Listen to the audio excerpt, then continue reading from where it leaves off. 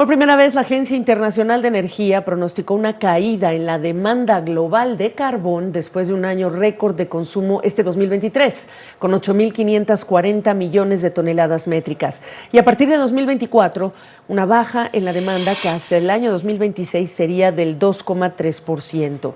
Y será mayormente la razón por la menor demanda de China, que concentra más de la mitad de la demanda global de carbón, y también se deberá a una expansión sostenida de tecnologías para el uso de energías limpias. Y es que el carbón, el petróleo, combustibles fósiles fueron abordados durante la Cumbre Climática de Naciones Unidas en Dubái.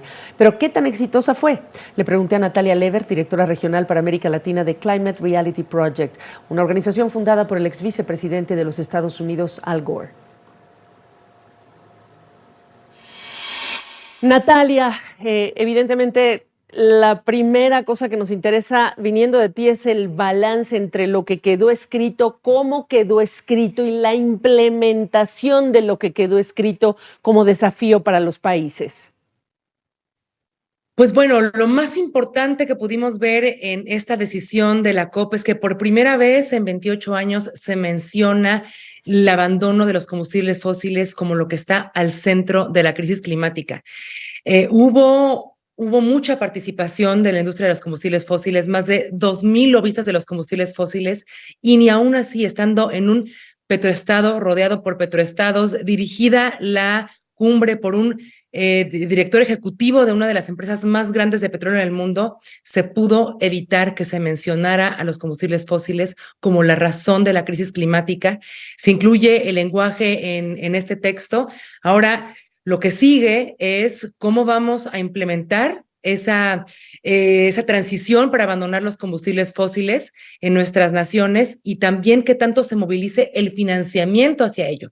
Tuvimos algunos avances importantes en los subsidios a los combustibles fósiles, también logramos que el Fondo Verde tuviera su mayor financiamiento en toda la historia, algunas reformas en la banca de desarrollo que nos ayudan a garantizar que los préstamos, que el financiamiento fluya también hacia esta meta de dejar atrás los combustibles fósiles. Ok, adelante. No, eso yo diría que es lo más importante, que haya un reconocimiento. Ahora el financiamiento es lo que queda pendiente. ¿Por qué queda pendiente? Si empezamos los primeros días de esta cumbre, se anunciaban importantes cantidades de dinero, sumas de dinero que ponían incluso varios países donantes contribuyendo a también estas metas, acelerar el trabajo hacia cumplimiento de las metas. Bueno, hay que pensar que el financiamiento climático tiene tres grandes bolsas de dinero. Por un lado, la mitigación, la adaptación y las pérdidas y los daños. La COP28 abrió con un muy buen tono, con muy buenas noticias, en el que, pues por primera vez en la historia también en una COP, se llega a un acuerdo en la apertura, en la sesión de apertura, en el que se decide hacer operativo el fondo para las pérdidas y los daños. Entonces, el financiamiento para la mitigación es todo aquel financiamiento que se dedica a que contaminemos menos, el financiamiento para la adaptación, que nuestras ciudades, nuestras comunidades sean más resilientes a los cambios que ya vienen por el cambio climático. Y las pérdidas y los daños es aquello que no podemos evitar, lo que pasó en Acapulco con Otis, por ejemplo.